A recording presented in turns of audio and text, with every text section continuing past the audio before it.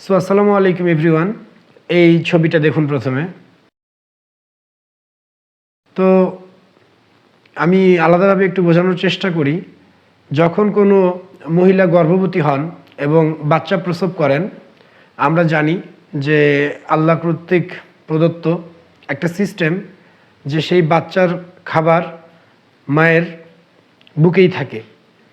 তো যদি কোনো বাচ্চা প্রসবের পর সাথে সাথে মারা যায় এবং মায়ের বুকের যে খাবার বাচ্চা খাওয়ার কথা, অর্থাৎ মায়ের স্তনের যে খাবার বাচ্চার খাওয়ার কথা, সেটা খাওয়াতে পারে না, যে কারণে একটা অসুখ হয়। এই অসুখটার নাম হচ্ছে মেস্টাইটিস।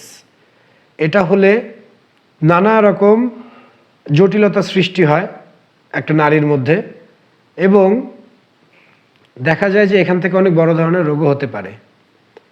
তো এই যে কুকুরটার 8টা বাচ্চাকে মেরে ফেলা হলো, এই ভদ্রমহিলা মেরে ফেললেন, আল্লাহ ওনাকে হেদায়েত দান করুক। এই ভদ্রমহিলা আসলে একটা মানুষের মধ্যে কীরকম পৈশাচিক চিন্তাভাবনা আসলে আমরা এই কাজগুলো করতে পারি, যে একটা আসলে নিষ্পাপ প্রাণী, সে কথা বলতে পারে না।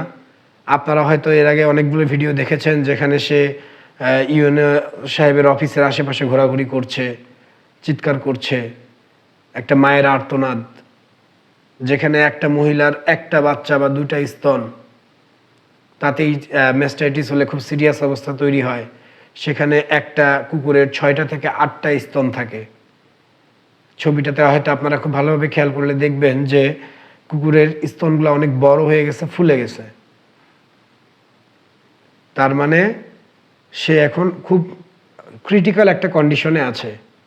একটা খুশির খবর হচ্ছে যে স্থানীয় প্রাণী সম্পদ কর্মকর্তারা সেই কুকুরটির চিকিৎসা করছেন, কিন্তু আসলে মানবিক দিক থেকেও যদি আমরা চিন্তা করে দেখি যে কিভাবে সম্ভব, তাও আবার নারী, একটা নারী, তার তো বোঝা দরকার একটা বাচ্চা প্রসব করা, আর সেই বাচ্চাটাকে এইভাবে যদি কেউ মেরে ফেলে, তাও আবার 1টা 2টা না, 8টা বাচ্চাকে।